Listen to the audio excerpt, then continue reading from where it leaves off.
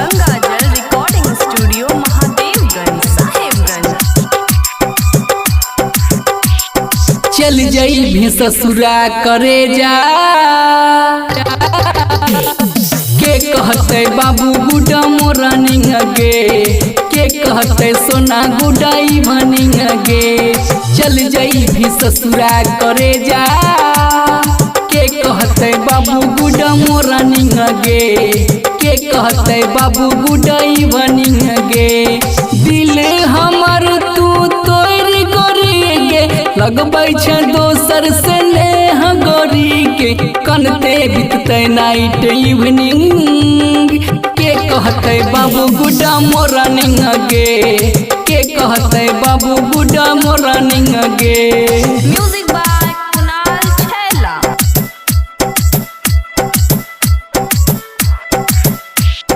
DJ Umesh, Sukhipur बाजार। बाबू हमर हाँ सोना हमर, खाना खैले कि ना खैले के पूछता, के पूछता, के पूछता। बाबू हमर हाँ सोना हमर, खाना खैले कि ना खैले के पूछता।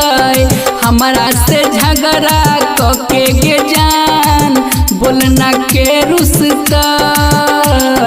ठीक से समझ ले ना सोना, प्यार वाला शब्द के मीनिंग गे, के कहते बाबू गुड मॉर्निंग गे। म्यूजिक बाय कुणाल छैला। डीजे उमेश, सुखीपुर बाजार।